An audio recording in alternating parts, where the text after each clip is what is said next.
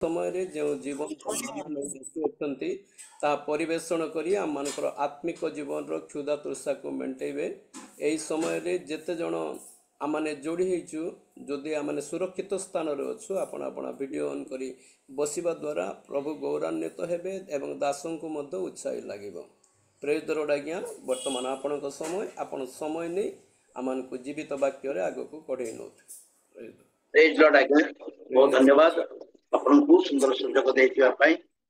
सेरंग भेट घाट मते प्रेम करी जे सुंदर सुजोग देले। आज एप्रिल मास रे तृतीय दिन रे प्रभु वाक्य प्रचार करबा पई और हमरे अजगतु प्रभु आह्वान कले आ प्रभु मते सुजोग देले ताको प्रेरणा देई ताको दासों द्वारा और जे सुंदर अवकाश देले से धन्यवाद करूछी।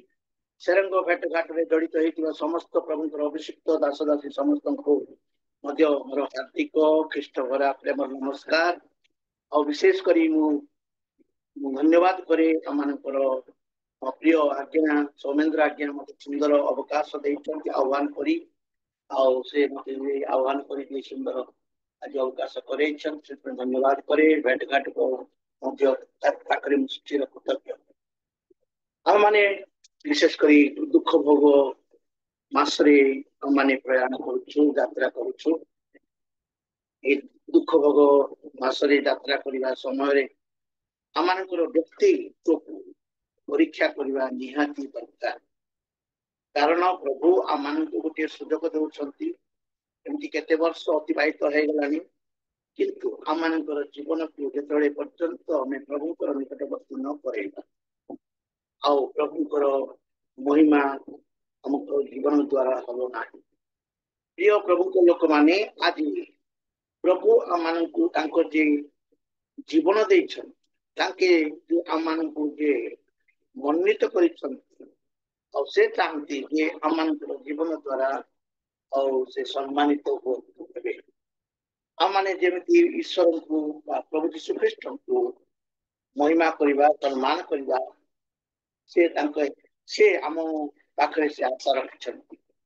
आज विशेष भावे ए दुख भोग समय रे कुशर सब कहानी सुनिबा समय रे बा कुशर कथा सुनिबा समय रे आउ किछि दिन परे हम माने गुड फ्राइडे पालन करिया बुधवार बा पॉम संडे खजुरी रविवार पालन करिया बुधवा ईस्टर पालन करिया बुधवा।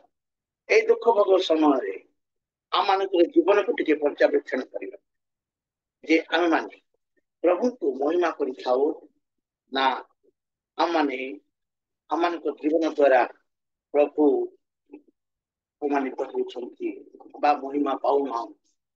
एमति केते विषय रहिछि आमान को जीवन रे आमान सजाडिबा दरकार। ए समय रे एवरी तार 6 अध्याय 1 रु 6 पद आज जे म वाक्यांश नै छि ए वाक्यांश रो माने किछि ध्यान करबा जदि मो पई ये दया करी पढ़ देबे एवरी तार 6 अध्याय 1 रु 6 पद। अतएव आस आम माने ख्रीष्टଙ୍କ विषयक प्राथमिक शिक्षा परित्याग करी मृत कर्मरु मन परिवर्तन ईश्वरଙ୍କ ठारे विश्वास नाना बाप्तिस्म संबंधी शिक्षा हस्तार्पण मृत मानक पुनरुत्थान और शेष विचार स्वरूप भित्तिमूल पुनर्बार न बसाई सिद्धि लाभ करबा निमंते अग्रसर हेउ। हाँ ईश्वरଙ୍କର अनुमति हेले आमे माने एहा करिबा। कारण जो माने थरे आलोक प्राप्त होई अछंती स्वर्गीय दानर आस्पाद पाई अछंती पवित्र आत्माकर सहभागी होई अछंती ईश्वरଙ୍କର उत्तम वाक्य और भावी जुगर शक्ति आस्पादन करि अछंती से माने जदि धर्मभ्रष्ट हुअंती ताहले मन परिवर्तन निमंते सेमान को पुनर्बार नूतन कराइबा असाध्य। जेणु से माने आपना आपनार विनाश निमंते ईश्वरଙ୍କ पुत्रଙ୍କୁ पुणी कृषार्पण करी प्रकाश रे तांको निंदार पात्र करंती। प्रभु तांको निज वाक्य आशीर्वाद प्रदान करंतु। नळनी बोलू को विशेष धन्यवाद सुंदर भावे पठन रे सहायता करिसंती। प्रिय प्रभु लोक माने छोट प्रार्थना पवित्र पवित्र बाहिनी गण ईश्वर को धन्यवाद करछि प्रशंसा करछि। प्रभु मो जीवन को तुम हाथ रे समर्पण करछि।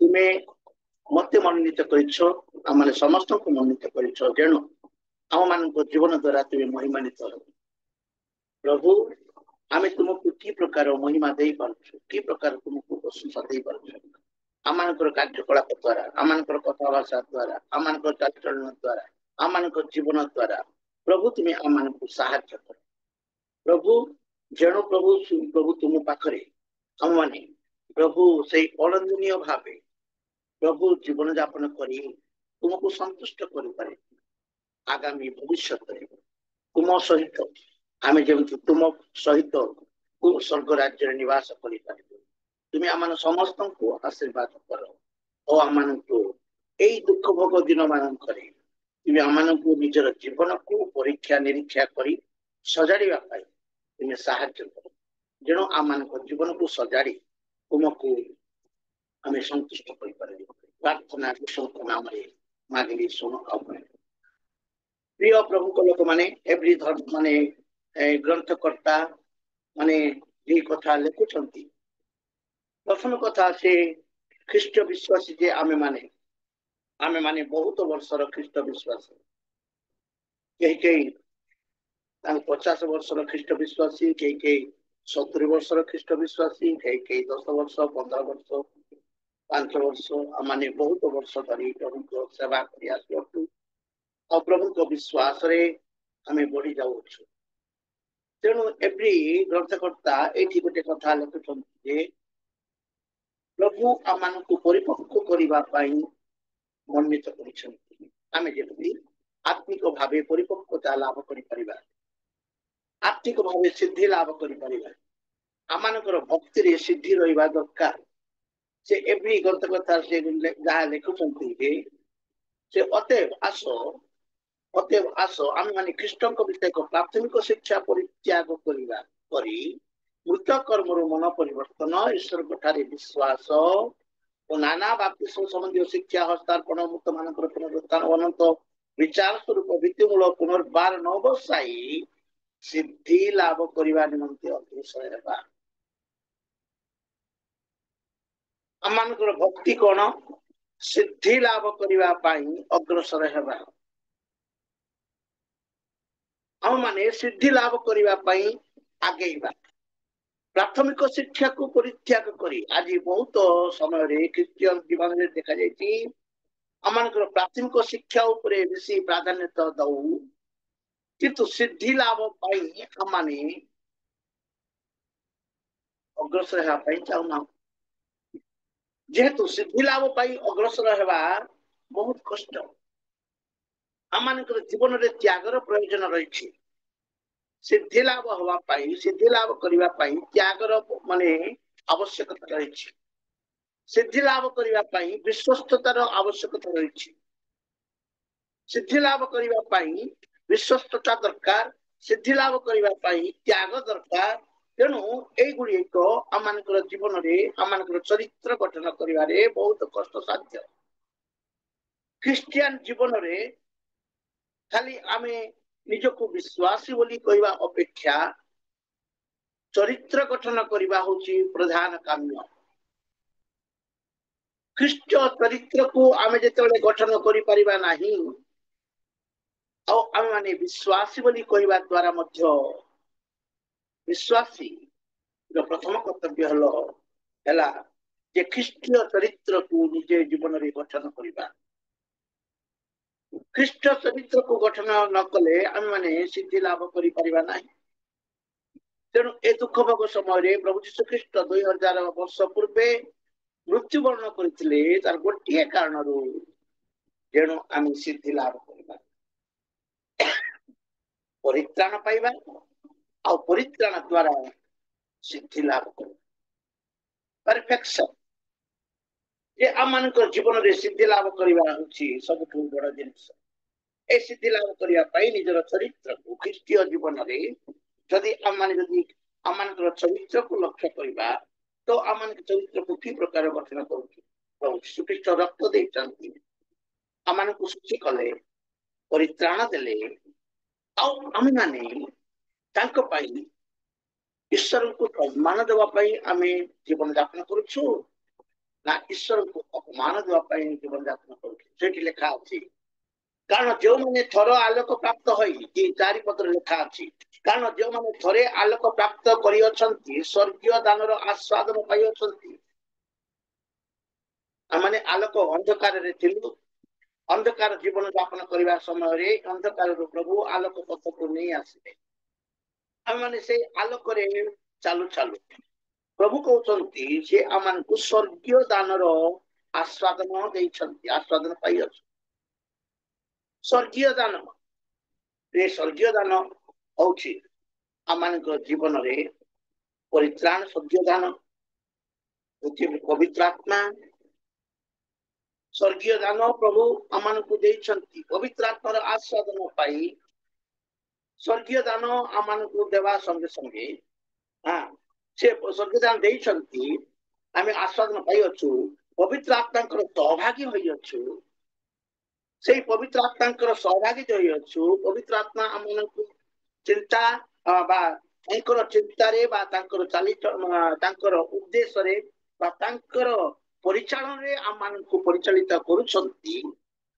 ଏହି ସମୟରେ 6 ପଦରେ ଲେଖା ଅଛି, ସେମାନେ ଯଦି ସତ୍ୟଭ୍ରଷ୍ଟ ପବିତ୍ର ଆତ୍ମା ଆମମାନଙ୍କୁ ଦେଇଛନ୍ତି ପ୍ରଭୁ, ଯଦି ଆମେ ଦେଖିବା ସେଇ ସତ୍ୟ ସ୍ୱରୂପ ଆତ୍ମା ତୁମମାନଙ୍କ ମଧ୍ୟକୁ ଆସିଲେ ସମସ୍ତ ସତ୍ୟ ପଥରେ ତୁମକୁ ପରିଚାଳନା କରିବେ।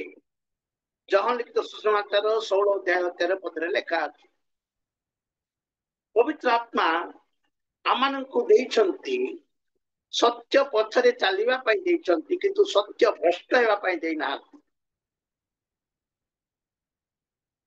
ସତ୍ୟ ପଥରେ ନିଜକୁ ପରିଚାଳନା କରିବା ପାଇଁ, ସତ୍ୟ ରାସ୍ତାରେ ଚାଲିବା ପାଇଁ, ପ୍ରଭୁଙ୍କର ମହିମା କରିବା ପାଇଁ ପବିତ୍ର ଆତ୍ମା ଯେ ଆମମାନଙ୍କୁ ଦେଇଛନ୍ତି।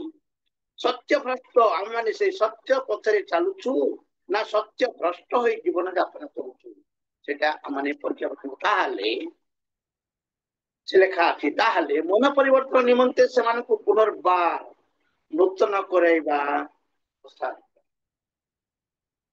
ମନ ପରିବର୍ତ୍ତନ ଯେ ଜାଣି ଶୁଣି ସହିଥାଏ ତାକୁ ସେଇ ଉଠେଇବ କିଏ? ମୁଁ ଯଦି ଜାଣି ଶୁଣି ସହିବା ପାଇଁ ଚାହେଁ, ସୁପ୍ତ ଅବସ୍ଥାରେ ରହିବା ପାଇଁ ଚାହେଁ, ତାକୁ କିଏ ଉଠେଇବ? ପ୍ରିୟ ପ୍ରଭୁଙ୍କ ଲୋକମାନେ, ପବିତ୍ର ଆତ୍ମା ଯେ ଆମମାନଙ୍କୁ ଦେଇଛନ୍ତି ମନ ପରିବର୍ତ୍ତନ ନିମନ୍ତେ, ତାକୁ ସେମାନେ ପୁନର୍ବାର ନୂତନ କରାଇବା ଅସାଧ୍ୟ। ସତ୍ୟ ଜ୍ଞାନର ଜାଣିବା ସଙ୍ଗେ ସଙ୍ଗେ ମୁଁ ଯଦି ଅସତ୍ୟ ପଥରେ ଚାଲିବି, ତାଙ୍କୁ ମନ ପରିବର୍ତ୍ତନ କରିବା ଅସାଧ୍ୟ। ଆମେ ଯେତେ ପ୍ରଚାର କଲେ ମଧ୍ୟ, ଯେତେ ବାକ୍ୟ ପ୍ରଚାର କଲେ ମଧ୍ୟ, ସୁନ୍ଦର ସୁନ୍ଦର ଶିକ୍ଷା ଦେଲେ ମଧ୍ୟ ସେ ଶିକ୍ଷା ସେମାନଙ୍କ ଜୀବନରେ କାର୍ଯ୍ୟକାରୀ କରିପାରିବେ ନାହିଁ, ଯେହେତୁ ପରିବର୍ତ୍ତନ ହେବା ପାଇଁ ସେମାନେ ଚାହାନ୍ତି ନାହିଁ। ଆଜି ଖ୍ରୀଷ୍ଟୀୟ ସମାଜ ସେଇ ପ୍ରକାର ପରିସ୍ଥିତିରେ ଅଛନ୍ତି। ତ ପୁନର୍ବାର ନୂତନ କରିବା ଅସାଧ୍ୟ, ଯେଣୁ ସେମାନେ ଆପଣାର ବିନାଶ ନିମନ୍ତେ ଈଶ୍ୱରଙ୍କ ପୁତ୍ରଙ୍କୁ ପୁଣି କୃଷାର୍ପଣ କରି ପ୍ରକାଶରେ ତାଙ୍କୁ ନିନ୍ଦାର ପାତ୍ର କରନ୍ତି। କିଛି ଦିନ ପରେ ଆମେ ସେଇ ଖଜୁରୀ ପର୍ବ ପାଳନ କରିବା। ଖଜୁରୀ ପର୍ବ ପାଳନ କରିବାକୁ ଯାଇ ଖଜୁରୀ ଗଛ ନେଇ ହୋସାନ୍ନା ହୋସାନ୍ନା ହୋସାନ୍ନା ହୋସାନ୍ନା ଦାଉଦ ସନ୍ତାନକୁ ମାନେ ପ୍ରଶଂସା କରିବା। ପ୍ରିୟ ପ୍ରଭୁଙ୍କ ଲୋକମାନେ, ଆମେ ପ୍ରଭୁଙ୍କର ପ୍ରଶଂସା କରିବା, କିନ୍ତୁ ଏଠି ଲେଖା ଅଛି ଯେ ତୁମେ ମାନେ ପ୍ରଭୁଙ୍କର ପ୍ରଶଂସା କରୁଛ ନା ବାହାଟ ଭାବେ ବା ପ୍ରକାଶ୍ୟ ଭାବେ ଈଶ୍ୱରଙ୍କୁ ପୁଣି ତୁମେ କୃଷାରୋପିତ କରୁଛ। ଯୋଉମାନେ ପ୍ରାଥମିକ ଶିକ୍ଷା ରେ ଚାଲିଛନ୍ତି, ଯୋଉମାନେ ସିଦ୍ଧି ଲାଭ କରିବା ପାଇଁ ଇଚ୍ଛା ପ୍ରକାଶ କରୁନାହାନ୍ତି, ଯୋଉମାନେ ସତ୍ୟକୁ ଜାଣି ମଧ୍ୟ ସତ୍ୟ ଭ୍ରଷ୍ଟ ହେଇକି ଚାଲୁଛନ୍ତି, ଯୋଉମାନେ ପବିତ୍ର ଆତ୍ମାର ସ୍ୱାଦ ଜାଣି ମଧ୍ୟ ପବିତ୍ର ଆତ୍ମାରେ ସେମାନେ ଚାଲୁନାହାନ୍ତି, ପବିତ୍ର ଆତ୍ମାକୁ ସମ୍ମାନ ଦେଉଛନ୍ତି, ସେମାନେ ମନ ପରିବର୍ତ୍ତନ କରିବା ଅସାଧ୍ୟ। ଯଦି ମନ ପରିବର୍ତ୍ତନ ଆମମାନଙ୍କର ହେଉନାହିଁ, ତାହେଲେ ଆମମାନେ ଈଶ୍ୱରଙ୍କୁ ମହିମା ଦେଇପାରୁନାହୁଁ। ଈଶ୍ୱରଙ୍କୁ ମହିମା କରିବା ଖାଲି ପାଟିରେ ନୁହେଁ, ନିଜର ଜୀବନ ଦ୍ୱାରା ଈଶ୍ୱରଙ୍କୁ ମହିମା କରିବା। ଈଶ୍ୱରଙ୍କୁ ମହିମା କରିବା ଆମର ଓଷ୍ଠାଧାରରେ ନୁହେଁ, ନିଜର ଜୀବନ ଦେଇ ଆମେ ଈଶ୍ୱରଙ୍କର ମହିମା କରିବା ସେଇଟା ପ୍ରଭୁ ଚାହାନ୍ତି ଯେ ଆମମାନଙ୍କର ଜୀବନ ଦେଇ ଆମେ କି ପ୍ରକାର ସବୁଠୁ ଖ୍ରୀଷ୍ଟୀୟ ଜୀବନ ପ୍ରଭୁ ଯୀଶୁ ଖ୍ରୀଷ୍ଟ ଆମମାନଙ୍କୁ ରକ୍ତ ଦେଇଛନ୍ତି ରକ୍ତରେ ଶୁଚି କରିଛନ୍ତି କାରଣ ଆମ୍ଭେ ଆମେ ନିଜର ଚରିତ୍ରକୁ ଗଠନ କରିବା ଖ୍ରୀଷ୍ଟୀୟ ଚରିତ୍ରକୁ ଗଠନ କରିବା ବିଶ୍ୱାସ ଅପେକ୍ଷା ଚରିତ୍ର ଗଠନ ହଉଛି ପ୍ରଧାନ ଆମେମାନେ ବିଶ୍ୱାସ କିନ୍ତୁ ଆମମାନଙ୍କର ଚରିତ୍ର ଗଠନ କରିବା ପାଇଁ ଆମମାନେ ଧ୍ୟାନ ଦେଉନାହୁଁ ପ୍ରିୟ ପ୍ରଭୁଙ୍କ ଲୋକମାନେ ଚରିତ୍ର ଗଠନ କରିବା ବାଇବେଲରେ ବହୁତ ସାକ୍ଷ୍ୟ ରହିଛି ଯେ ଯୋଉମାନେ ଚରିତ୍ର ଗଠନ କରିଛନ୍ତି ତାଙ୍କ ସେବାରେ କେବେ ହେଲେ ମଧ୍ୟ ବିଫଳତା ନାହିଁ ତାଙ୍କ ସେବାରେ କେବେ ହେଲେ ମଧ୍ୟ ବିଫଳତା ନାହିଁ ଯଦି ଖ୍ରୀଷ୍ଟୀୟ ଚରିତ୍ରରେ ମୁଁ ଯଦି ଗଠିତ ହେବି ଆଉ ସେବାକୁ ମଧ୍ୟ ସେ ପ୍ରକାର ତ୍ୱରାନ୍ୱିତ କରିପାରିବି ସେବାକୁ ମଧ୍ୟ ସେଇ ପ୍ରକାର ଆମେ ଅଭିବୃଦ୍ଧି କରିପାରିବା ଆମେ ସେବାକୁ ଅଭିବୃଦ୍ଧି କରିବା ପାଇଁ ଚରିତ୍ର ହଉଛି ସର୍ବପ୍ରଥମ ମୋ ଜୀବନରେ ଚରିତ୍ର ଯଦି ନାହିଁ ଆଉ ମୋ ଶିକ୍ଷାକୁ ମଧ୍ୟ କେହି ହେଲେ ମଧ୍ୟ ଗ୍ରହଣ କରିପାରିବେ ନାହିଁ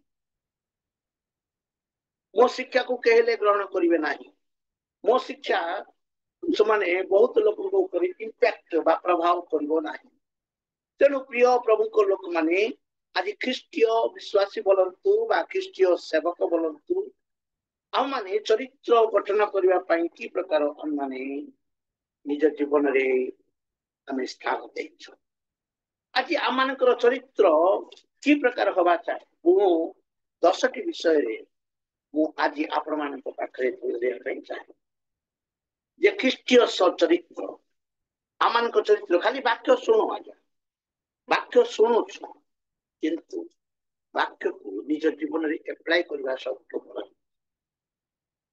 ପୁରାତନ ନିୟମରୁ ଜଣେ ବ୍ୟକ୍ତି ବିଶେଷଙ୍କୁ ମୁଁ ଆପଣମାନଙ୍କ ପାଖକୁ ନେଇ ଆସିବା ପାଇଁ ଚାହେଁ ସେଇ ବ୍ୟକ୍ତି ଆଉ କେହି ନୁହନ୍ତି ଯେ ଆମେ ଜାଣୁ ଆମେ ସମସ୍ତେ ଜାଣୁ ଆମେ ସମସ୍ତେ ବାଇବେଲ ପଢୁ ବାଇବେଲ ଧ୍ୟାନ କରୁ ସେଇ ବ୍ୟକ୍ତି ତଥାପି ଆଉ ଥରେ ମନେ ପକାଇ ଦେବା ପାଇଁ ଚାହେଁ ମୁଁ ଗୋଟେ ବଡ ପ୍ରଚାରକ ବୋଲି କହିବା ପାଇଁ ଚାହେଁ ନାହିଁ ଯେହେତୁ ଆମମାନଙ୍କର ଚରିତ୍ର ଗଠନ ଆଜି ଖ୍ରୀଷ୍ଟୀୟ ଚରିତ୍ର ଦ୍ୱାରା ପ୍ରଭୁ ମହିମାନ୍ୱିତ ହେବା ପାଇଁ ଚାହାନ୍ତି ଖ୍ରୀଷ୍ଟୀୟ ଚରିତ୍ର ଯଦି ଭ୍ରଷ୍ଟ ହେଇଯାଏ ପ୍ରଭୁଙ୍କୁ ଆମେ କୁଶାରୋପଣ କରୁଛୁ ଆମେ ଯେତେ କଷ୍ଟରେ ପ୍ରଶଂସା କଲେ ମଧ୍ୟ ଯେତେ ଆମେ ସ୍ତୁତି ପ୍ରଶଂସା କଲେ ମଧ୍ୟ ଆମମାନଙ୍କର ଜୀବନ ଯଦି ଆମେ ଠିକ ନାହିଁ ଆମେ ଖ୍ରୀଷ୍ଟଙ୍କୁ କୁଶାରୋପଣ କରୁଅଛୁ ଆମେ ଯଦି ଦେଖିବା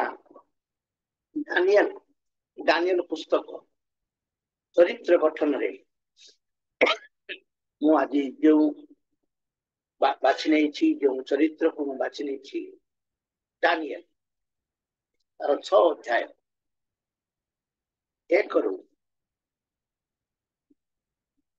5 ପଦ ପଢିଦବା 1ରୁ 5 ପଦ ଦୟାକରି ପଢିଦେବେ ଦାରିଆବସ୍ ସମୁଦାୟ ରାଜ୍ୟରେ 120 ଜଣ କ୍ଷିତିପାଳ ରାଜ୍ୟ ଉପରେ ନିଯୁକ୍ତ କରିବାକୁ ଓ ସେଇ କ୍ଷିତିପାଳ ମାନେ ଯେପରି ହିସାବ ଦେବେ ଓ ରାଜାର ଯେପରି କିଛି କ୍ଷତି ନ ହେବ ଏଥିପାଇଁ ସେମାନଙ୍କ ଉପରେ 3 ଜଣ ଅଧ୍ୟକ୍ଷ ନିଯୁକ୍ତି କରିବାକୁ ବିହିତ ବୁଝିଲା ଏହି 3 ଜଣ ମଧ୍ୟରେ ଦାନିଏଲ 1 ଜଣ ଥିଲେ ଏହି ଦାନିଏଲଙ୍କର ଅନ୍ତରରେ ଶ୍ରେଷ୍ଠ ଆତ୍ମା ଥିବାରୁ ସେ ଅଧ୍ୟକ୍ଷ ଗଣ ଓ କ୍ଷିତିପାଳ ମାନଙ୍କ ଅପେକ୍ଷା ବିଖ୍ୟାତ ହୋଇଥିଲେ ଆଉ ରାଜା ତାଙ୍କୁ ସମୁଦାୟ ରାଜ୍ୟ ଉପରେ ନିଯୁକ୍ତ କରିବାକୁ ମନସ୍ଥ କଲା ଏଥିରେ ଅଧ୍ୟକ୍ଷ ଓ କ୍ଷିତିପାଳ ମାନେ ରାଜକର୍ମ ବିଷୟରେ ଦାନିଏଲଙ୍କର ଦୋଷ ଅନୁସନ୍ଧାନ କଲେ ମାତ୍ର ସେମାନେ କୌଣସି ଦୋଷ ବା ଅପରାଧ ପାଇପାରିଲେ ନାହିଁ କାରଣ ସେ ବିଶ୍ୱସ୍ତ ଥିଲେ ଓ ତାଙ୍କର କୌଣସି ଭ୍ରାନ୍ତି ବା ଅପରାଧ ଦେଖାଗଲା ନାହିଁ ତ ସେଇ ଲୋକମାନେ କହିଲେ ଆମେମାନେ ଦାନିଏଲର ପରମେଶ୍ୱରଙ୍କର ବ୍ୟବସ୍ଥା ସମ୍ବନ୍ଧରେ ତାହାର ଦୋଷ ନ ଧରିଲେ ଆଉ କୌଣସି ବିଷୟରେ ଦୋଷ ପାଇବା ନାହିଁ ଏଥିରେ ଅଧ୍ୟକ୍ଷ ଗଣ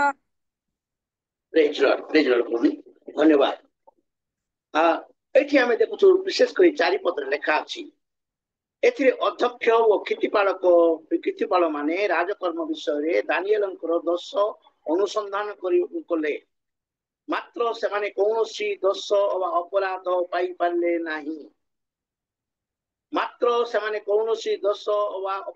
ପାଇପାରିଲେ ନାହିଁ କାରଣ ସେ ବିଶ୍ୱସ୍ତ ଥିଲେ ଓ ତାଙ୍କ କୌଣସି ଭ୍ରାନ୍ତି ଅବା ଅପରାଧ ଦେଖାଗଲା ନାହିଁ। ପ୍ରିୟ ପ୍ରଭୁଙ୍କ ଲୋକମାନେ, ଆମେ ଯେ ଖ୍ରୀଷ୍ଟିଆନ, ଆମେ ଯେ ଖ୍ରୀଷ୍ଟ ବିଶ୍ୱାସୀ ଲୋକମାନେ ସବୁ ସମୟରେ ଆମମାନଙ୍କର ଦୋଷ ଦୁର୍ବଳତାକୁ ଅନ୍ୱେଷଣ କରିବା ପାଇଁ, ଦେଖିବା ପାଇଁ ଚାହାନ୍ତି।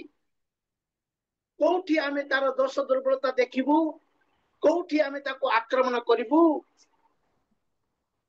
ଆମେ ଯେ ଖ୍ରୀଷ୍ଟଙ୍କର ଲୋକ, ସବୁ ସମୟରେ ସେମାନେ ଆମମାନଙ୍କର ଦୋଷ ଦୁର୍ବଳତାକୁ ଅନ୍ୱେଷଣ କରିବା ପାଇଁ ଚାହାନ୍ତି। ଏଠି ଜଣେ ବ୍ୟକ୍ତି ବିଶେଷକୁ ଆମେ ଦେଖୁଛୁ, ଡାନିଏଲ। ଡାନିଏଲ ଶବ୍ଦର ଅର୍ଥ ହଉଛି ଈଶ୍ୱର ଆମର ବିଚାରକର୍ତ୍ତା। The Lord is the judge. ଈଶ୍ୱର ଆମମାନଙ୍କର ବିଚାରକର୍ତ୍ତା। ଏଠି ଲେଖା ଅଛି ସେମାନେ ଅଧ୍ୟକ୍ଷ ମାନଙ୍କୁ ଅଧ୍ୟକ୍ଷ ଥିଲେ। କେତେ ଜଣ ଅଧ୍ୟକ୍ଷ ଥିଲେ? ଯେ 120 ଜଣ କ୍ଷିତିପାଳ ରାଜ୍ୟ ଉପରେ ନିଯୁକ୍ତି କରିଥିଲେ। ରାଜ୍ୟ ଶାସନ କରିବା ପାଇଁ 120 ଜଣ କ୍ଷିତିପାଳ ବା ଅଧ୍ୟକ୍ଷ ନିଯୁକ୍ତ କରିଥିଲେ। କିନ୍ତୁ ତାଙ୍କ ଭିତରେ ଶ୍ରେଷ୍ଠ 3 ଜଣ ଥିଲେ। ସେ ଶ୍ରେଷ୍ଠ ଭିତରେ ଥିଲେ ଡାନିଏଲ। ଡାନିଏଲ କ୍ଷିତିପାଳକ କାହିଁକି? ଯେ ସେ ସମସ୍ତଙ୍କ ଭିତରେ ଶ୍ରେଷ୍ଠ କେମିତି ହେଲେ? 3 ପଦରେ ଲେଖା ଅଛି, ଏଇ ଡାନିଏଲଙ୍କ ଅନ୍ତରରେ ଶ୍ରେଷ୍ଠ ଆତ୍ମା ଥିବାରୁ ସେ ଅଧ୍ୟକ୍ଷ ଗଣ ଓ କ୍ଷିତିପାଳକ ମାନଙ୍କ ଅପେକ୍ଷା ବିଖ୍ୟାତ ହୋଇଥିଲେ। ଆମମାନଙ୍କୁ ଯେ ବିଖ୍ୟାତ କରିବ, ଆମମାନଙ୍କର ପଇସା ପତ୍ର ନୁହେଁ, ବା ଆମମାନଙ୍କର ପୋଜିସନ ନୁହେଁ, ବା ଆମମାନଙ୍କର ଷ୍ଟାଟସ ନୁହେଁ, ବା ଲୋକମାନଙ୍କୁ ଆମେ କିଣି କରି ସେ ଆମମାନଙ୍କର ପ୍ରଶଂସା କରୁ ବୋଲି ନୁହେଁ। ଯେତେବେଳେ ଶ୍ରେଷ୍ଠ ଆତ୍ମା ବା ପବିତ୍ର ଆତ୍ମା ଆମମାନଙ୍କ ଭିତରେ କାର୍ଯ୍ୟ କରିବେ, ସେତେବେଳେ ସେ ପବିତ୍ର ଆତ୍ମା ଆମମାନଙ୍କୁ ସେ ବିଖ୍ୟାତ ଦିଗରେ ନେଇଯିବେ। ଆଜି ଖ୍ରୀଷ୍ଟ ବିଶ୍ୱାସୀ ମାନେ ପବିତ୍ର ଆତ୍ମାକୁ ବାଦ ଦେଇ ସମସ୍ତ କିଛି କରିବା ପାଇଁ ଚାହାନ୍ତି। ପ୍ରିୟ ପ୍ରଭୁଙ୍କ ଲୋକମାନେ, ପବିତ୍ର ଆତ୍ମା ମୋ ଜୀବନରେ କାର୍ଯ୍ୟ ନ କଲେ ମୁଁ କେବେ ମଧ୍ୟ ବିଖ୍ୟାତ ହେଇପାରିବ ନାହିଁ। ଖ୍ରୀଷ୍ଟୀୟ ଚରିତ୍ର ମୋ ଜୀବନରେ ଗଠିତ ହେଇପାରିବ ନାହିଁ। ସେ ଖ୍ରୀଷ୍ଟୀୟ ଚରିତ୍ର ଗଠନ କରିବାକୁ ହେଲେ ପ୍ରଭୁ ଆମମାନଙ୍କୁ ବିଶେଷ ଦାନ ଦେଇଛନ୍ତି। ପବିତ୍ର ଆତ୍ମା ପ୍ରଭୁ ଆମମାନଙ୍କୁ ବିଶେଷ ବାକ୍ୟ ଦେଇଛନ୍ତି। ବାଇବଲ ଅନୁସାରେ ନିଜର ଜୀବନକୁ ସୁଧାରିବା ପାଇଁ। ପ୍ରିୟ ପ୍ରଭୁଙ୍କ ଲୋକମାନେ, ଆଜି ସେ କଣ ଥିଲେ? ଡାନିଏଲକୁ କଣ କୁହାଯାଇଛି? ସେ ଲୋକମାନେ କିଏ ତାଙ୍କୁ ପ୍ରଶଂସା କରୁଛନ୍ତି? ଯେ 120 ଜଣ ଯେ କ୍ଷିତିପାଳ ଥିଲେ, ସେମାନେ ଲଜ୍ଜିତ ହେଇକି କହୁଛନ୍ତି ସେଇଠି ଗୋଟେ କଥା, ରାଜା ତାଙ୍କୁ ସମୁଦାୟ ରାଜ୍ୟ ଉପରେ ନିଯୁକ୍ତ କରିବାକୁ ମନସ୍ଥ କଲେ। ସେ 4 ପଦରେ କହୁଛନ୍ତି, ଏଥିରେ ଅଧ୍ୟକ୍ଷ କ୍ଷିତିପାଳ ରାଜକର୍ମ ବିଷୟରେ ଦାନିଏଲଙ୍କର ଦୋଷ ଅନୁସନ୍ଧାନ କଲେ, ମାତ୍ର ସେମାନେ କୌଣସି ଦୋଷ ଅବା ଅପରାଧ ପାଇପାରିଲେ ନାହିଁ। ଏଠି ଲେଖା ଅଛି, କାରଣ ସେ ବିଶ୍ୱସ୍ତ ଥିଲେ। ଆଜି ଖ୍ରୀଷ୍ଟିଆନ ମାନଙ୍କର ଗୋଟିଏ ଗୁଣ ପ୍ରଭୁ ଚାହାନ୍ତି, ବିଶ୍ୱସ୍ତତା। ମତେ ଯେଉଁ କାର୍ଯ୍ୟ ପ୍ରଭୁ ଦେଇଛନ୍ତି, ମତେ ଯେଉଁ କାର୍ଯ୍ୟକ୍ରମ କରିବା ପାଇଁ ପ୍ରଭୁ ମନୋନୀତ କରିଛନ୍ତି, ମୁଁ କେତେ ବିଶ୍ୱସ୍ତ ଭାବେ ସେଇ କାର୍ଯ୍ୟକୁ ପାଳନ କରୁଛି। ଡାନିଏଲଙ୍କର ଜୀବନରେ ଥିଲା ବିଶ୍ୱସ୍ତ। କାରଣ ସେ ବିଶ୍ୱସ୍ତ ଥିଲେ। ତାଙ୍କର କୌଣସି ଭ୍ରାନ୍ତି ବା ଅପରାଧ ସେମାନେ ଦେଖେଇ ପାରିଲେ ନାହିଁ। ଯେତେବେଳେ ଜଗତର ଲୋକ ଆମମାନଙ୍କର ଦୋଷ ଦୁର୍ବଳତାକୁ ଦେଖାଇବା ପାଇଁ ଚାହିଁବେ, ତାହେଲେ କି ଆମମାନଙ୍କର କୌଣସି ଦୋଷ ଦୁର୍ବଳତାକୁ ସେ ଯେମିତି ଦେଖେଇ ନ ପାରିବେ, ସେଇ ପ୍ରକାର ବିଶ୍ୱସ୍ତ ଭାବେ ଆମମାନେ ଜୀବନ ଯାପନ କରିବା ଦରକାର। ପ୍ରିୟ ପ୍ରଭୁଙ୍କ ଲୋକମାନେ, ସେ ଡାନିଏଲ ଥିଲେ। ଡାନିଏଲ 3ଟି ରାଜାଙ୍କ ଅମଳରେ ସେ କାର୍ଯ୍ୟ କରି ଆସୁଅଛନ୍ତି।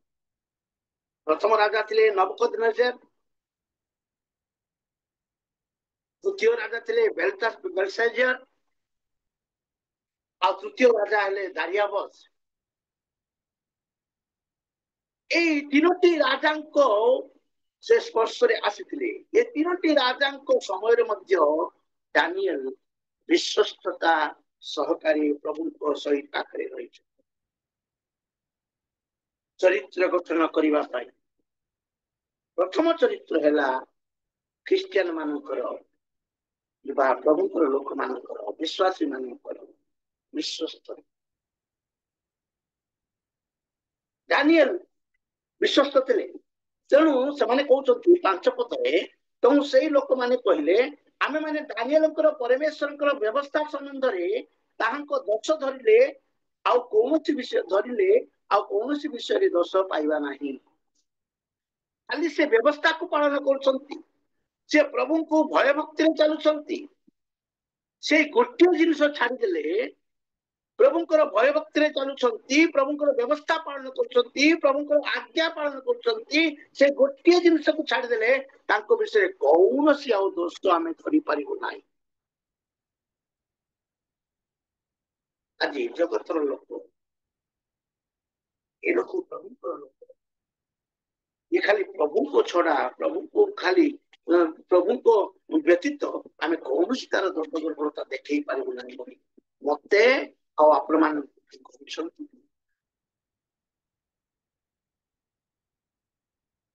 आम चरित्र कि प्रकार गठन आम पढ़ुଛୁ। प्रथम कथा है डानियल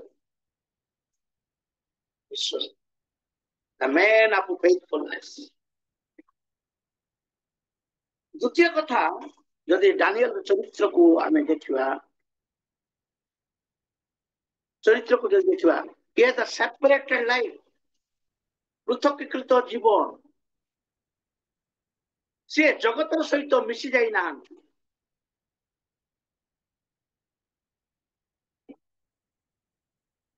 आज आम मान जीवन में मत जगत दरकार, ईश्वर मत दरकार। जगतर भोग विलास दरकार, ईश्वर आशीर्वाद दरकार।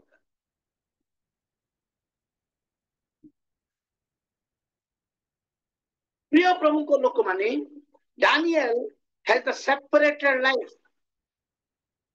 पृथकीकृत जीवन। आज विश्वासी लोक मानू प्रभु को पाई प्रभु पृथकीकृत करिसंती,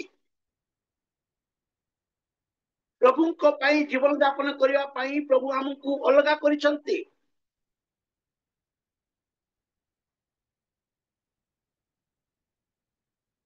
तेणु गोटे कथा आम देखा, दानिएल 1:8 पद आम समस्ते जानू से वाक्य। मात्र राजार आहार्य द्रव्य और ताहार द्राक्षा रसरे आपणाको असुचि न करिबा पई दानिएल निज मनरे स्थिर कले, ए तु से जेपरि आपणाको असुचि न करन्ते एथिपई से नपुंसकाधिपति की निवेदन कले। हालेलुया। से असुचि न करिबा पई मनरे स्थिर कले। राजा को प्रसाद रे अछंती दानिएल अछंती, से जदि ताकर असुचि पदार्थ को जदि खाइबे के देखिबे कि आज मनुष्य के नथिबा समय रे से जेतबे एकाकी थिबे पाप करिया पई ताको बहुत सुजोग अछि, केही देखु नांती। मु जदि एकाकी रहिथिबी मते केही लोक देखु नांती, से समय पाप करिया पई जगतर सहित मिश्रिया पई बहुत सुजोग अछि। पाप करिया पई सुजोग थिबा सत्ते दानिएल तांको मनरे असुचि करिया पई इच्छा प्रकाश कले ना। से राजकीय आहार को वर्जन कले, से बलि उत्सर्गीकृत आहार अन्य देवतांको पाखरे बलि उत्सर्ग करी जो आहार दानिएल को माने तांको सदरक मेषक अबेदनगो को दउछंती, से जानी सेथरु से वंचित हेले बा निजको सुची रखिबा पई चाहे। प्रिय प्रभु को लोक मान आज पृथकीकृत जीवन यापन करने चाहे ना जगतर सहित मिसी जावाई चाहे। समय आम पूरा कंप्रोमाइज हो जाओ, पाप सहित कंप्रोमाइज हो जाओ, जगत सहित कंप्रोमाइज हो जाओ, एदिके ख्रीष्टीय जीवन यापन करो। मो द्वारा कि लोक माने आकर्षित होती ना मु ताको द्वारा आकर्षित हो जाउछि। आज ख्रीस्टियन मान को ए प्रकार कर जगतर लोक माने ତାଙ୍କ ଆଡକୁ ସବୁ ଟାଣି ନେଇ ଯାଉଛନ୍ତି। ଆମେ ତାଙ୍କୁ କଣ ପ୍ରଭୁଙ୍କ ପାଖକୁ ଟାଣି ଆଣିବା, ଆମକୁ ସେମାନେ ତାଙ୍କ ଆଡକୁ ଟାଣି ନେଇ ଯାଉଛନ୍ତି ଜଗତ।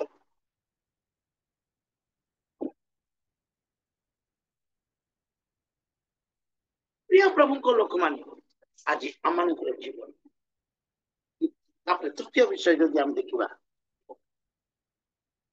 he was led by the Holy Spirit। ସେ ପବିତ୍ର ଆତ୍ମାଙ୍କ ଦ୍ୱାରା ଚାଳିତ ହେଉଥିଲେ। ଡାନିଏଲ ଆଜି ପ୍ରତ୍ୟେକ ବିଶ୍ୱାସୀଙ୍କୁ ପ୍ରଭୁ ପବିତ୍ର ଆତ୍ମା ଦେଇଛନ୍ତି, ଯେଣୁ ସେ ପବିତ୍ର ଆତ୍ମାଙ୍କ ଦ୍ୱାରା ଚାଳିତ ହେଉ। ଡାନିଏଲ 5:14-15 ଯଦି ପଢିଦବା, ଡାନିଏଲ 5:14-15। ମୁଁ ତୁମ ବିଷୟରେ ଶୁଣିଅଛି ଯେ ତୁମେ ଅନ୍ତରରେ ଦେବଗଣର ଆତ୍ମା ଅଛନ୍ତି, ଆଉ ଜ୍ଞାନ ଓ ଦୀପ୍ତି, ବୁଦ୍ଧି ଓ ଶ୍ରେଷ୍ଠ ଜ୍ଞାନ ତୁମ୍ଭଠାରେ ଦେଖାଯାଏ। ପ୍ରିୟ ପ୍ରଭୁଙ୍କ ଲୋକମାନେ, ଏଠି ମୁଁ ତୁମ ବିଷୟରେ ରାଜା କହୁଛି। ସେ ରାଜା କହୁଛନ୍ତି ବେଲଶେଜର। ସେ ଗୋଟେ ଦୃଶ୍ୟ ଦେଖିଲେ। ସେ ଦୃଶ୍ୟ ଦେଖିଲେ ମେନେ ମେନେ ଟେକେଲେ ଉପାସେ, ଗୋଟେ କାନ୍ଥରେ ଲେଖା ହବା ଗୋଟେ ଦୃଶ୍ୟ ଦେଖିଲେ। ତାର ଅର୍ଥ ବୁଝି ପାରିଲେ ନାହିଁ।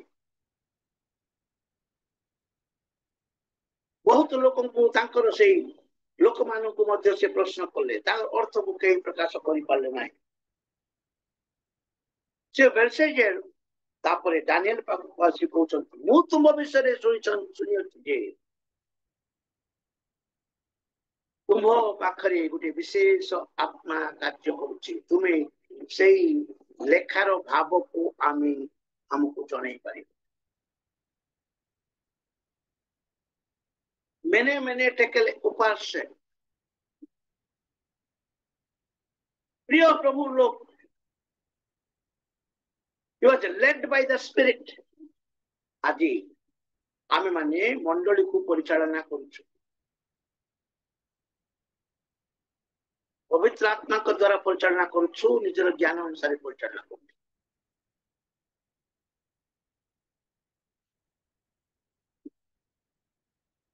ବହୁ ସମୟରେ ମଣ୍ଡଳୀ ଉନ୍ନତି ଦିଗକୁ ଯାଉନାହିଁ, କାହିଁକି? ନିଜର ଜ୍ଞାନ ଅନୁସାରେ ଆମେ ପରିଚାଳନା କରୁ।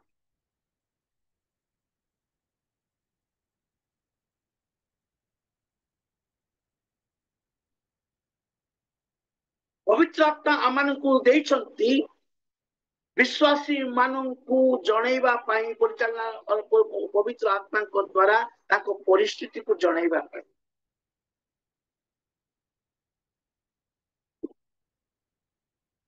ଡାନିଏଲ ରାଜାଙ୍କୁ ପରିଚାଳନା କରିବା ପାଇଁ ସେ ପବିତ୍ର ଆତ୍ମା, ରାଜା କହୁଛନ୍ତି ତୁମେ ବିଶେଷ ଆତ୍ମାର ଅଧିକାରୀ ହେଇଯାଉଛ, ଏଇ ଲେଖାକୁ ତୁମେ ପ୍ରକାଶ। ପ୍ରଭୁ ଡାନିଏଲ କହୁଛନ୍ତି ତୁମେ ରାଜା, ତୁମେ ଉଣା ପଡିଛ। ତୁମକୁ ଓଜନ କରାଯିବା ସମୟରେ ତୁମେ ଉଣା ଦେଖାଗଲ। ପ୍ରଭୁଙ୍କ ଦୃଷ୍ଟିରେ ତୁମେ ଉଣା ଦେଖାଗଲ।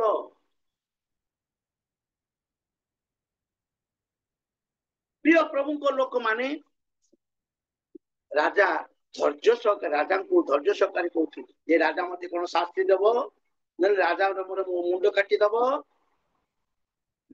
ପ୍ରଭୁ ତୁମକୁ ଓଜନ କରିବା ସମୟରେ ଉଣା ଦେଖିଛନ୍ତି। ଧୈର୍ଯ୍ୟ ସହକାରେ କହୁଛନ୍ତି ଡାନିଏଲ। ଯାହା ପାଖରେ ପବିତ୍ର ଆତ୍ମା ରହିଥିବ,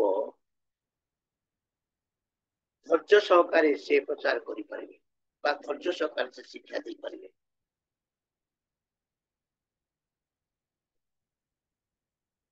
ଆଜି କି ମୁଁ ପବିତ୍ର ଆତ୍ମାଙ୍କ ଦ୍ୱାରା ଚାଳିତ ହେଉଅଛି।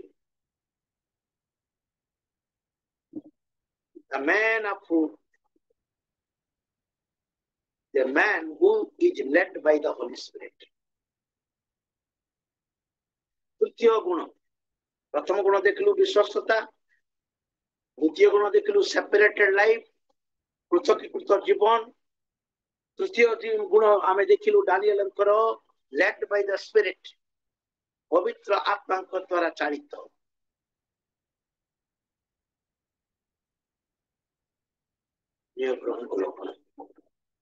चतुर्थ गुण जदि आमे देखिबा दानिएल 6 अध्याय 10 पद आमे समस्ते जानू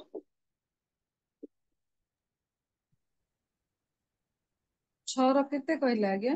10 पद होने ଅନନ୍ତର ଏହି ଲେଖା ସ୍ୱାକ୍ଷରିତ ହୋଇଅଛି ବୋଲି ଜାଣିଲା ଉତ୍ତାରେ ଦାନିଏଲ ଆପଣ ଗୃହକୁ ଗଲେ। ତାଙ୍କ କୋଠରୀର ଝରକା ଜେରୁସାଲେମ ଆଡେ ମେଲା ଥିଲା। ପୁଣି ସେ ପୂର୍ବେ ଯେପରି କରିଥାନ୍ତି ତଦନୁସାରେ ଦିନ ମଧ୍ୟରେ 3 ଥର ଆଣ୍ଠୁପାତି ପ୍ରାର୍ଥନା କଲେ ଓ ଆପଣା ପରମେଶ୍ୱରଙ୍କ ସାମରେ ଧନ୍ୟବାଦ ପ୍ରଦାନ କଲେ। हालेलुया आमे समस्ते जानू चतुर्थ विषय होला जे Daniel was the man of prayer प्रार्थनाशील व्यक्ति आज विश्वासी बोलंतु बा विश्वास बोलंतु आमे जदि विश्वासी रो विश्वास हे जबु प्रार्थना जीवन नाही हम मान विश्वासी थिवा समय बहुत आमे अंतकरण भग्न तुम अंतकरण प्रार्थना करिताओ सेतले विश्वासी उपाधि विश्वास हे जाऊ ना आ प्रार्थना को संभव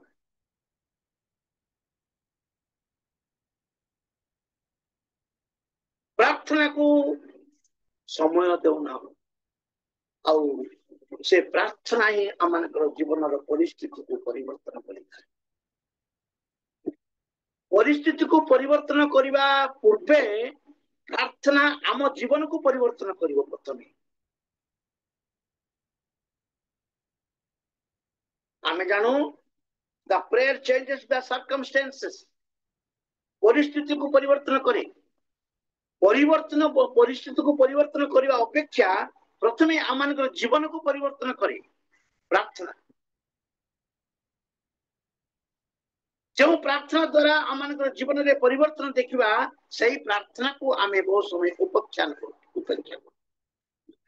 प्रार्थना को समय नहीं सबु पाई समय अछि मोर प्रार्थना को मात्र समय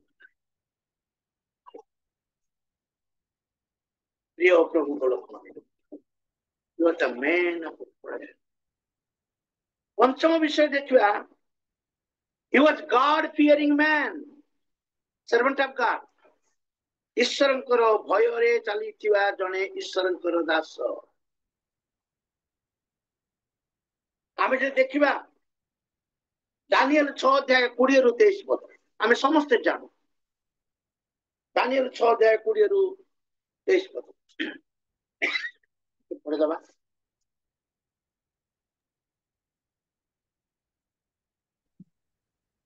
पुणी से गर्त निकटरे दानिएलଙ୍କ पाखरे उपस्थित होई विलाप स्वରରେ डाकिला। राजा दानिएलଙ୍କୁ କହିଲା, हे जीवित परमेश्वरଙ୍କ सेवक दानिएल, तुमे नित्य नित्य जहाँଙ୍କର सेवा କରୁଅଛ ତୁମର ସେହି परमेश्वर सिंह ମାନଙ୍କଠାରୁ ତୁମକୁ ଉଦ୍ଧାର କରିବାକୁ କି ସମର୍ଥ ଅଟନ୍ତି। दानिएल କହିଲେ, हे महाराज ଚିରଜୀବୀ ହୁଅନ୍ତୁ। ମୋର परमेश्वर ଆପଣା ଦୂତ ପଠାଇ ସିଂହ ମାନଙ୍କ ମୁଖ ବନ୍ଦ କରିଅଛନ୍ତି ଓ ସେମାନେ ମୋର କ୍ଷତି କରି ନାହାନ୍ତି, କାରଣ ତାହାଙ୍କ ଛାମରେ ମୋର ନିର୍ଦ୍ଦୋଷତା ଦେଖାଗଲା। ପୁଣି हे महाराज, ମୁଁ ଆପଣଙ୍କ ସାକ୍ଷାତରେ ହିଁ କୌଣସି କ୍ଷତି କରିନାହିଁ। ତହିଁରେ ରାଜା ଅତିଶୟ ଆନନ୍ଦିତ ହୋଇ ଦାନିଏଲଙ୍କୁ ଗର୍ତ୍ତରୁ ଉଠାଇ ଆଣିବାକୁ ଆଜ୍ଞା ଦେଲା। ତ ଦାନିଏଲ ଗର୍ତ୍ତରୁ ଉଠାଗଲେ ଓ ତାଙ୍କ ଶରୀରରେ କୌଣସି ପ୍ରକାର କ୍ଷତ ଦେଖା ନଗଲା, କାରଣ ସେ ଆପଣା परमेश्वरଙ୍କ ଠାରେ ବିଶ୍ୱାସ କରିଥିଲେ। आमेन प्रथम प्रधान कारण हला आमे देखिबा 22 पदरे मोर परमेश्वर हे महाराज 21 पदरे कहउछंती तहिरे दानिएल तांको कहले हे महाराज चिरंजीवी हुंतु मोर परमेश्वर अपना दूत पठाई सिंह मानकर मुख बंद करियछंती ओ से माने मोर क्षति करिना हंती कारण एटा इंपोर्टेंट विषय कारण ताहांको छामुरे मोर निर्दोषता देखा गला मोर निर्दोषता देखा गला मु तांको विरुद्ध रे कोनोसी दोष करि नथिली हे पुणी हे महाराज मु अपना साक्षात रे ही कोनोसी क्षति करि नाही प्रिय प्रभु को लोक माने गॉड फियरिंग ईश्वर भय दानिएलଙ୍କ जीवन रे थिला ईश्वरଙ୍କର भय ईश्वरଙ୍କ भय थेबारु कोनोसी दोष तांको जीवन रे नथिला से प्रभु को दृष्टि रे निर्दोष जीवन यापन करुथिले मो पाखे जदि ईश्वरंकर भय रहिथिबो मु पाप करिवा पई भय करिबि जो माने ईश्वरंकर भय रे चलंती से माने कदापि पाप करिवे नाही भय करिवे आमे जानो गोटे चरित्र जोसेफ जोसेफ एकाकी थिले पतिपर स्त्री मध्य एकाकी थिले पतिपर स्त्री ताकू बलात्कार करूछंती तुमे मो सहित शयन कर बारंबार से पाप करिवा पई सुजोग दउछंती पतिपर स्त्री किंतु जोसेफ पापरु पलायन करे एकाकी थिबा समय पाप करिवार बहुत माने सुजोग थाए पतिपर स्त्री एकाकी जोसेफ मध्य एकाकी पाप करिवार सुजोग थिबा सत्वे से पाप को प्रत्याख्यान करी बाहर को चली गले काहेकि ईश्वरंकर भय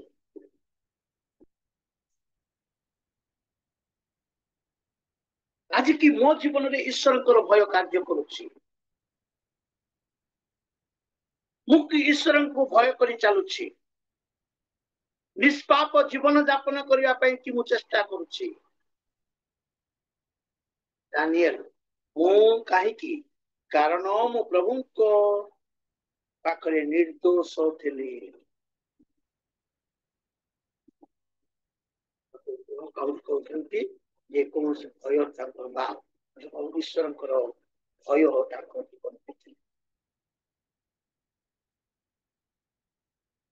प्रिय प्रभु को लोक षष्ठ कथा जदि आमे कहिबा सुनिबा दानिएल होचंती 5 अध्याय 16-17 दानिएल 5 अध्याय 16-17 षष्ठ चरित्र दानिएल कर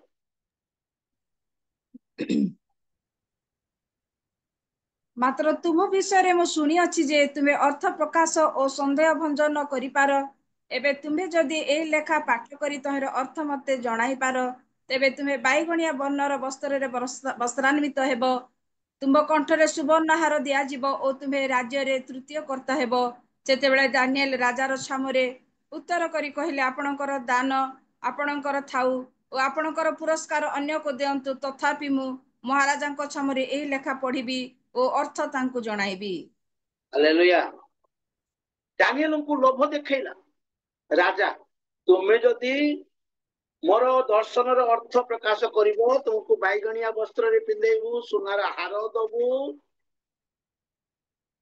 हालेलुया हमको जदि कौन से लोक जदि लोभ देखांती तुमे जदि मते एटा करिवो तुमको लाख टका देबी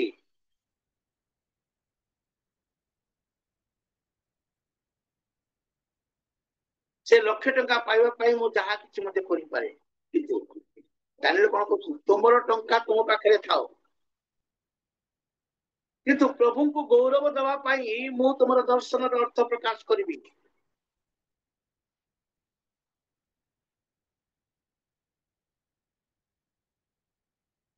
प्रिय दारियाबस बुझी पारले बा बेलशेजर बुझी पारले जे दानिएल करो दर्शन प्रकाश करिबा रिवलेशन ईश्वरंकर प्रकाश पाइबार शक्ति दानिएल को पाखरे अछि आज की आपणकर मंडली लोक आपण को बुझी पारछंती जे मोर पास्टर जने आत्मिक पास्टर मोर पास्टर जो शिक्षा दउछंती से ईश्वर को पाखरु नहीं आसिकी मंडली रे से प्रकाश करूछंती बोली आपणकर विश्वासी माने कि आपणक संबंध रे साक्ष्य दउछंती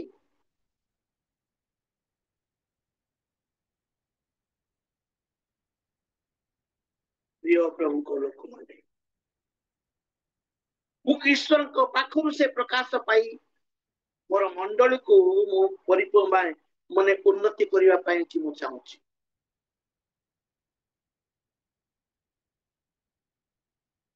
ए दुख भोग समय निज जीवन को पर्यालोचना करी मुक्ति भावे प्रभु को महिमा दउची is a man of integrity यथार्थता लोक षष्ठ विषय he is the man of integrity ताकू पैसा लोभ देखेले मध्य से पैसा रे लोभित होई नांती बिलाम को जतले पैसा रे लोभ देखैथिला बालाक राजा से पैसा पाइबा पई विलियम दौड़ुथिला पैसार पछरे केहेजी मध्य पैसार पछरे दौड़ुथिला कुष्ठ रोग नहीं आस्थिला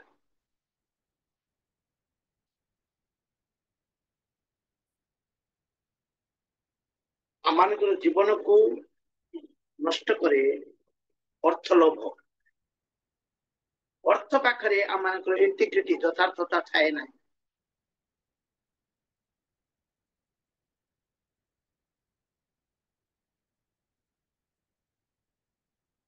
यथार्थता द मैन ऑफ इंटीग्रिटी सप्तम विषय जदि आमे देखिबा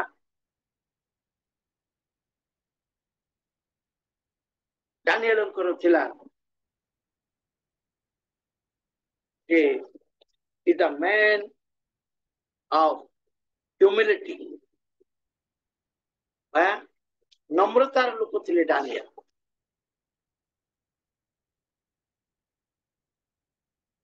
दानिएल नम्रतार लोक थिले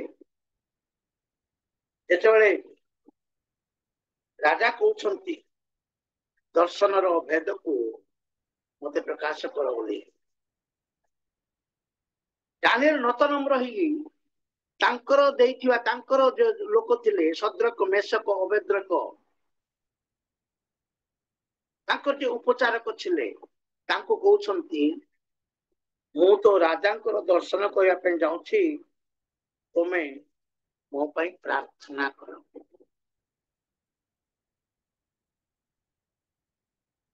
राजांको दर्शन करिया पई स्वर्गरु जेतेले मते प्रकाश हबो नाही मु से दर्शन रो भाव कहि परिबि नाही तेणु तो मो निमंते तमे प्रार्थना से निजर ज्ञान रो गर्व देखि नाती हां राजा मो दर्शन कहि मु निश्चय कहिबि तेणु नाकि काको प्रार्थना रो अनुरोध करि नथां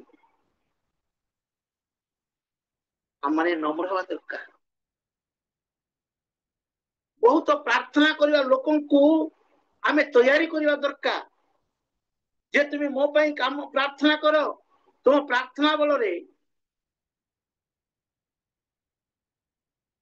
आमे अद्भुत कार्य करि परिबा सेठी ख्रीष्ट विश्वासी बा बालक मानकर नम्रता देखा जाए नाही मु करि परिबि सब किछि मोर ज्ञान सब किछि करि परिबो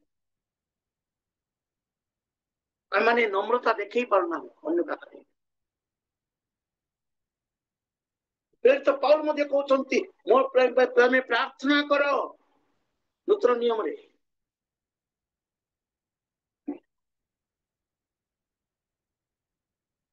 नम्रता एते ज्ञान थिबा सत्य मध्य से तांको शद्रक मेषक अबेद्रक को कहउछंती जे तुम मो निमंते प्रार्थना करो राजार दर्शन को कहला पाए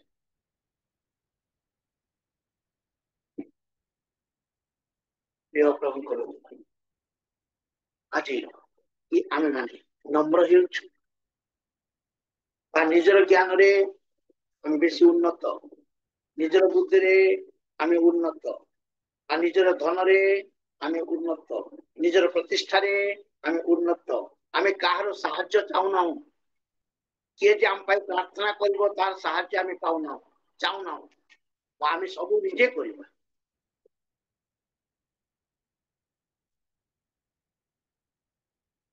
प्रार्थना करिवार को साहाय्य नबा दरकार हालेलुया एटा होला सप्तम विषय अष्टम विषय हला Daniel is the man who gives only glory to God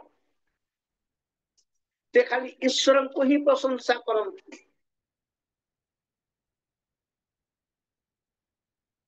से जहाँ किसी कार्य करते ईश्वर प्रशंसा निमंते कार्य करते निजर प्रशंसा पाई नहीं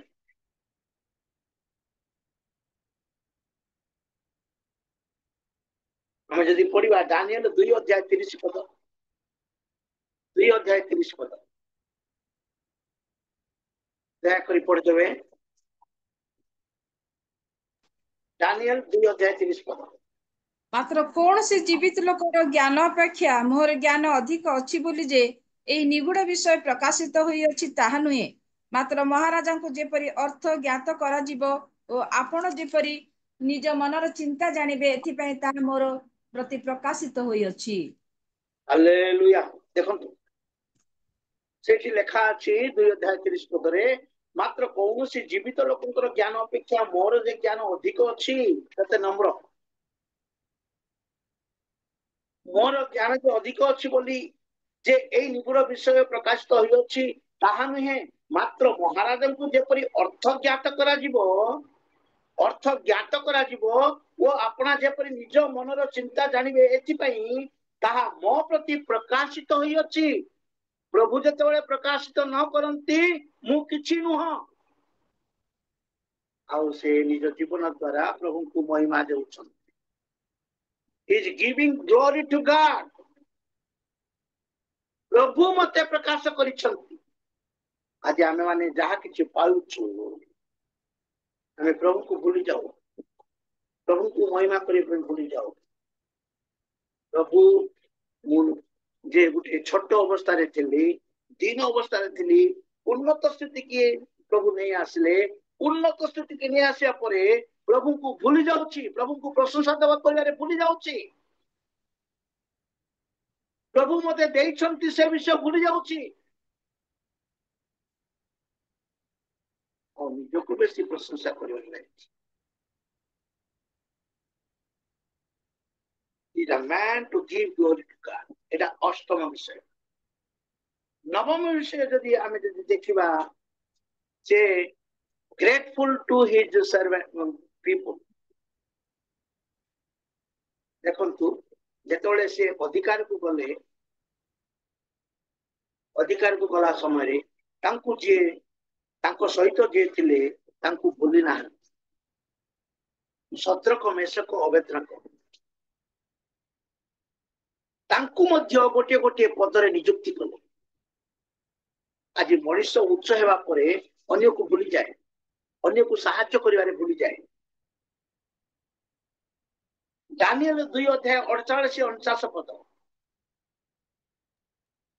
दानिएल 2:48-49 पद। ରାଜା ଦାନିଏଲଙ୍କୁ ମହାନ କରି ଅନେକ ବହୁମୂଲ୍ୟ ଉପହାର ଦେଲା, ଆଉ ବାବିଲର ସମୁଦାୟ ପ୍ରଦେଶ ଉପରେ କର୍ତ୍ତୃତ୍ୱ ପଦ ଦେଇ ବାବିଲସ୍ଥ ଯାବତୀୟ ବିଦ୍ୱାନ ଲୋକଙ୍କ ଉପରେ ତାଙ୍କୁ ପ୍ରଧାନ ଅଧିପତି କଲା। ପୁଣି ଦାନିଏଲ ରାଜା ନିକଟରେ ନିବେଦନ କରନ୍ତେ ରାଜା ସୈଦ୍ରକ୍, ମେଷକ୍ ଓ ଅବେଦନଗୋଙ୍କୁ ବାବିଲ ପ୍ରଦେଶର କାର୍ଯ୍ୟରେ ନିଯୁକ୍ତ କଲା, ମାତ୍ର हालेलुया। ଦାନିଏଲ ଉତ୍ତରରେ ରହିଲେ। हालेलुया। दानिएल राजा को अनुरोध करन्ते, दानिएल राजा को अनुरोध करन्ते शद्रक, मेषक, अबेद्रक को मध्य तांकर राज्य भार रे नियुक्त कले राजा। मुझे उच्च हे गले आ अन्य को काहे कि मु पचारिबे। मनुष्य जेते हो जल उच्च हेले मध्य शद्रक, मेषक, अबेद्रक को मध्य तांको पाई मध्य चिंता करिवा से छाड़ी ना। दानिएल अर्थात मैन ऑफ ग्रेटफुलनेस, कृतज्ञतार लोक।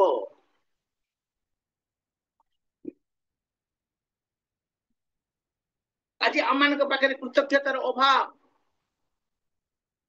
जदि टिके बड़ हे जिबा और जहा द्वारा आमे ए स्थिति को आसीछु से छाड़ी दबा, आमे भूली जिवा सेटा।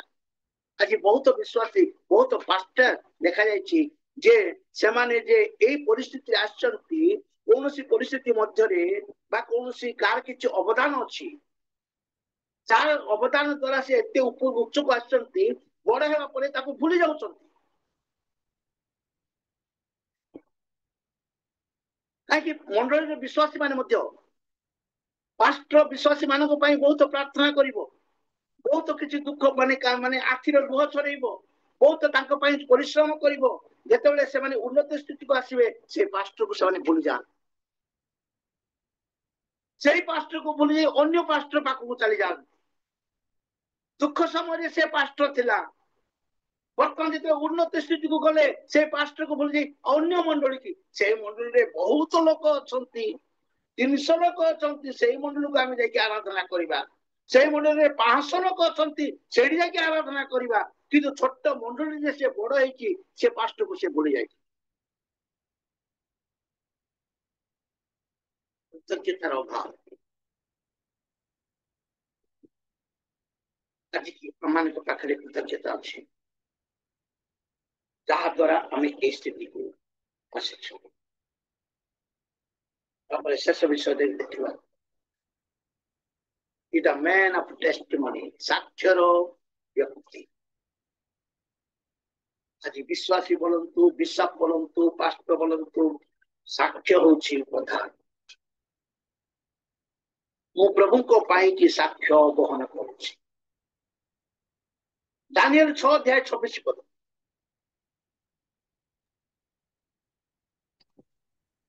दानिएल 6 अध्याय 26 पद ମୁଁ ଏହି ଆଜ୍ଞା କରୁଅଛି ଯେ ମୋର ରାଜ୍ୟସ୍ଥ ସମୁଦାୟ ପ୍ରଦେଶର ଲୋକମାନେ ଦାନିଏଲଙ୍କର ପରମେଶ୍ୱରଙ୍କ ଛାମୁରେ କମ୍ପିତ ଓ ଭୀତ ହେଉନ୍ତୁ, କାରଣ ସେ ଜୀବିତ ପରମେଶ୍ୱର ଓ ନିତ୍ୟସ୍ଥାୟୀ ଅଟନ୍ତି ଓ ତାହାଙ୍କର ରାଜ୍ୟ ଅବିନାଶ୍ୟ ଅଟେ, ପୁଣି ତାହାଙ୍କର କର୍ତ୍ତୃତ୍ୱ ଶେଷ ପର୍ଯ୍ୟନ୍ତ ହିଁ ଥିବ। हालेलुया किए आज्ञा साक्ष्य दउछंती राजा दारियापस राजा कहउछंती मु एई आज्ञा करूछि जे मोर राज्यस्थ समुदाय प्रदेशर लोक माने दानिएलंकर परमेश्वरक छामरे कंपित उपित होंतु जने अन्य राजा अन्य जातिर राजा जे ख्रीष्टन को जानी नाही से दानिएलंक संबंध रे साक्ष्य दउछि आज जगतर लोक की मो पई साक्ष्य दउछंती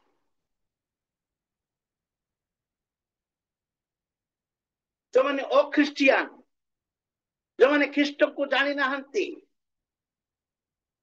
से साक्ष्य दउछंती कारण से जीवित परमेश्वर नित्य स्थायी अटंती तांकर राज्य अविनाश्य अटे कि लिखा अछि दानिएलंकर परमेश्वर को सामने कंपित उपित होंती